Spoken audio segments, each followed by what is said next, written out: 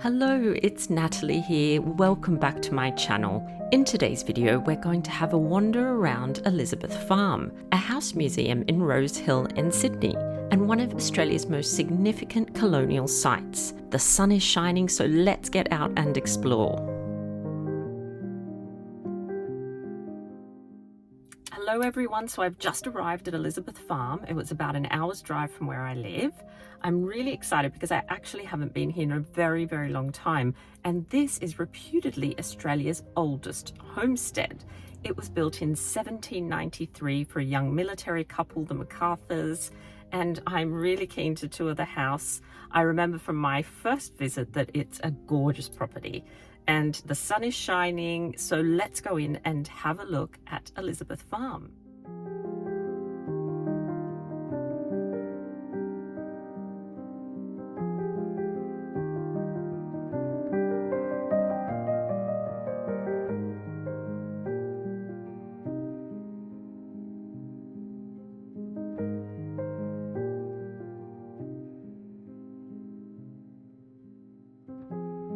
John Macarthur, a lieutenant in the New South Wales Corps, his wife Elizabeth and their young son Edward arrived in Sydney in 1790. He was granted a parcel of land near the headwaters of the river at Parramatta, land traditionally owned by the Burramatagal clan of the Darug people. John named it Elizabeth Farm in honour of his wife, and building commenced on their cottage in 1793.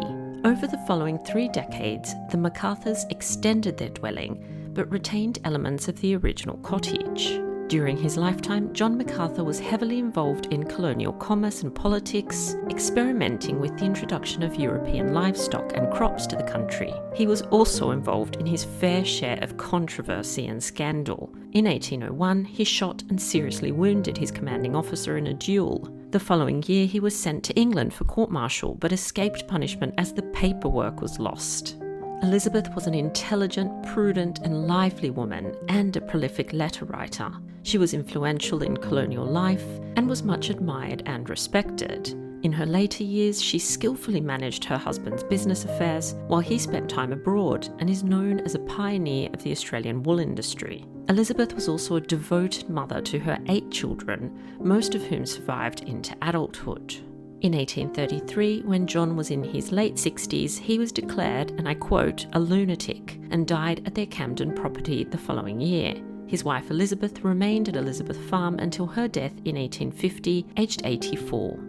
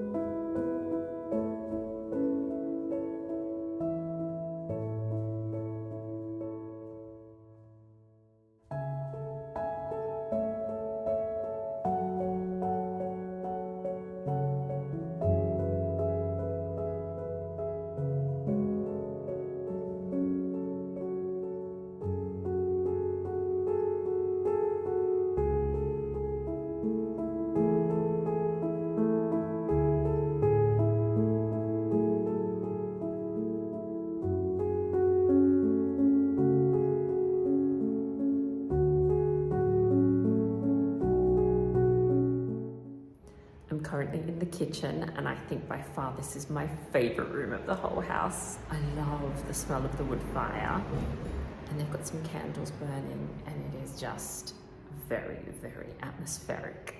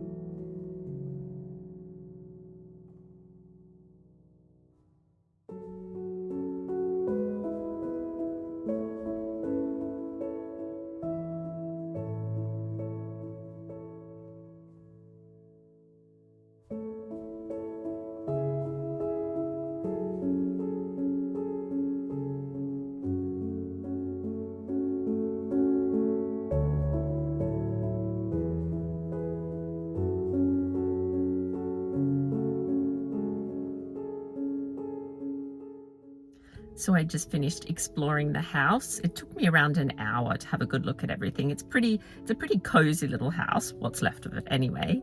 But what is fantastic about these properties is they're part of Museums of History New South Wales, and they're all completely free. There's no charge to go in and have a look, and nothing is off limits. So you can sit on things, you can touch things.